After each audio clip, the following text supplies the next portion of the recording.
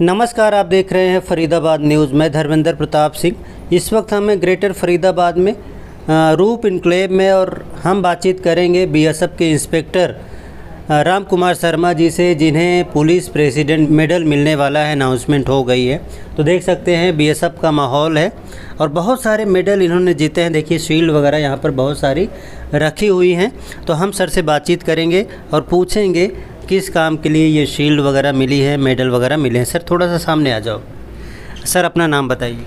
जी, मैं राम कुमार शर्मा बीएसएफ में इंस्पेक्टर के पद पर बल मुख्यालय नई दिल्ली में तैनात हूँ।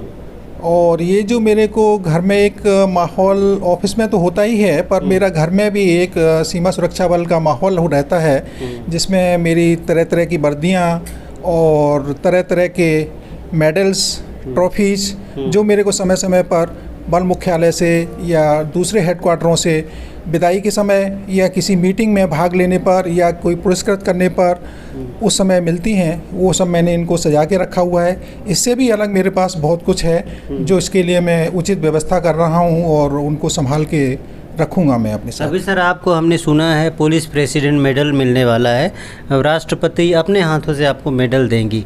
तो ये प्रोग्राम कब होगा और अनाउंसमेंट हो गई इसकी? हाँ, इसकी अनाउंसमेंट कल अपना स्वतंत्रता दिवस की पूर्व संध्या पर हुई है और उसके बारे में मेरे को गृह मंत्रालय से भी समाचार मिला है और मेरे महानिदेशक महोदय, डीजी महोदय होते हैं, वो मेरे को उन्होंने अपना अर्थशास्त्री पत्र के माध्यम से बधाइयाँ भी दी हैं। और जगह जगह से मेरे साथियों से, मेरे मिलने वालों से, मेरे रिश्तेदारों से, जिनको भी पता लगा है इसके बारे में, सब जगह से बधाई आ रही हैं। अभी आपकी ड्यूटी कहाँ पर है सर? वर्तमान में मैं बल मुख्यालय में निरीक्षक हिंदी अनुवादक के पद पर तैनात हूँ और वहाँ पर ये राजभाषा से संबंधित कार्य को सुचारू संचालन उसका कर रहा हूँ, जिसमें उसका कार्यान्वयन और किसी तरह से कार्यान्वयन में आने वाली दिक्कतें जिसमें अनुवाद होता है और उसका ग्राउंड लेवल में या फील्ड फॉर्मेशन लेवल तक उसका इम्प्लीमेंटेशन हमने कार्यान्वयन करवाना होता है। कहाँ कहाँ ड्यूटी आप कर चुके हैं भारत में? मेरी शुरुआत अपना मिज़ोरम से शुरुआत हुई थी।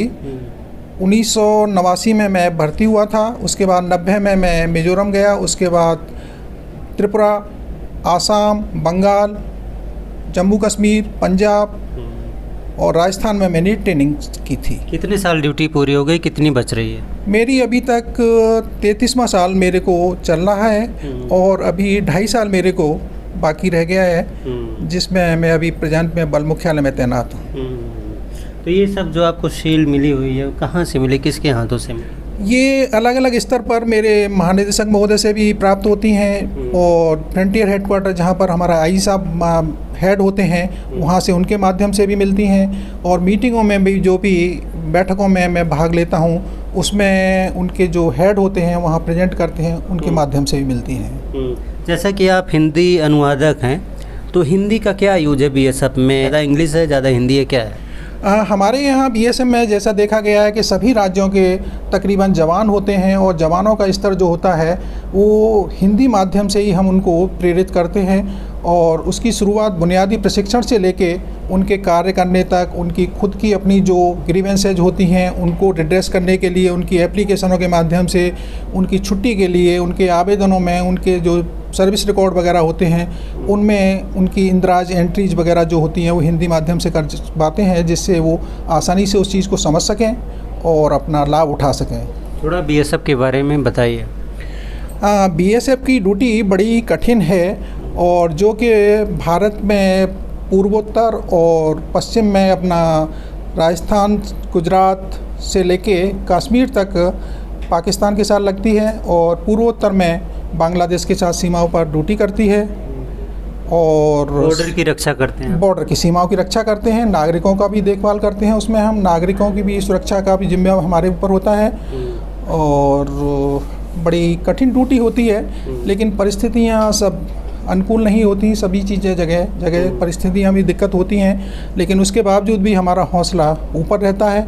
उसमें हमारे हेडक्वार्टर का काफ़ी मदद होता है। जगह जगह हमारे स्तर लेवल में सभी स्तरों पर उसकी ग्रीवेंसेज वगैरह को रिड्रेस करने का, उनको सुविधाएं उपलब्ध कराने का, उनके कल्याणकारी सुविधाओं को लाभान्वित देने का, लाभ देने का, उनके परिवार जो पीछे रहते हैं, जवान हमारे परिवारों से दूर रहते हैं, तो उनके परिवारों को भी हम लोग अब विभिन्न योजनाओं के माध्यम से उनको लाभ देते हैं। तो सर बहुत अच्छा लगा आपसे बातचीत करके। जो मेडल आपको मिला है पुलिस प्रेसिडेंट मेडल, वो किस कैटेगरी में मिला है?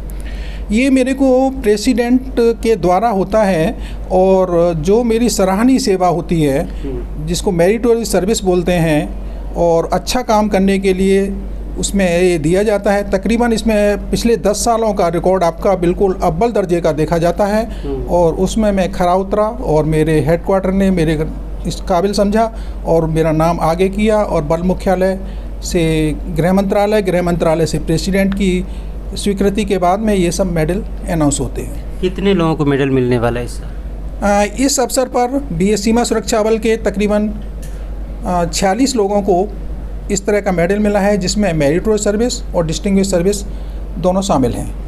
चलो सर बहुत अच्छा लगा आपसे बातचीत करके, और पुलिस प्रेसिडेंट मेडल मिलने के लिए आपको बहुत बहुत बधाई, बहुत बहुत शुभकामनाएं। हम चाहते हैं आपको ऐसे ही मेडल मिलता रहे और आप फरीदाबाद का, हरियाणा का, पूरे देश का नाम इसी तरह से रोशन करते रहें। सर बहुत बहुत बधाई। धन्यवाद, आपका बहुत बहुत धन्यवाद।